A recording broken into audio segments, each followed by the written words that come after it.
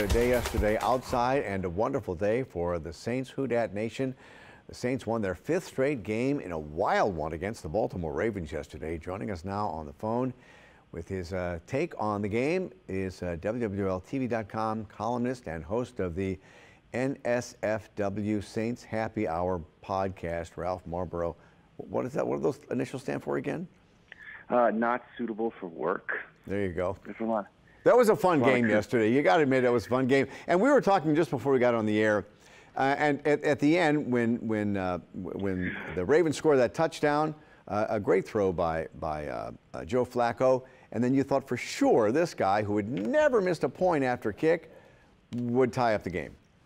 Yeah, it was like Eric. It was like an out of body experience, right? Like I'm watching it, and you're just prepared. You're like, okay, the Saints are gonna have to win in overtime. I would have been less surprised if the network TV had broken in and said they were getting invaded by aliens, a meteor was going to hit us. Like there's about 1,000 things that were more likely than him missing the extra point, and then he misses it, and he becomes a meme for all time with the expression on his face. And I didn't even like run around my house celebrating or scream. I was just like my jaw was on the floor. I was like, did that just happen? Oh no! I just started laughing at the television. It was so funny, but I did feel bad for him, and his face said it all. I mean, here's a guy who's so used to doing it. It's like watching Brees do something totally unexpected. I mean, it just doesn't happen. It was like almost like God woke up and was like, oh no, the Saints need to win, and just like blew the kick to the right in a weird sort of way, because it was going right down the middle, and then the Saints won. And yeah, here we're going to watch it right here. Is that last extra point. And for a guy with a perfect record, and I love the announcer, Chris Myers. He was talking about this guy has never missed, and he goes, "Are you kidding me?" And that's the same thing he was thinking. It was amazing. You know what's another thing that's really fun, Eric, is Taysom Hill, right? We all love him. He's fantastic, and he's great. On social media, football experts and fantasy football people that write about it for a living, they hate Taysom Hill.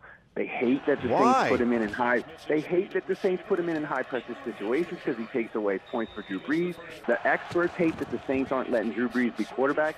And I have to say, I love the fact that Sean Payton continues to use him in these high-pressure situations, and it drives the experts crazy, and the experts being driven crazy makes me so happy. It is delightful. I think Drew loves it because you know what? It helps them win games, and that's what he wants to do. He wants to win games.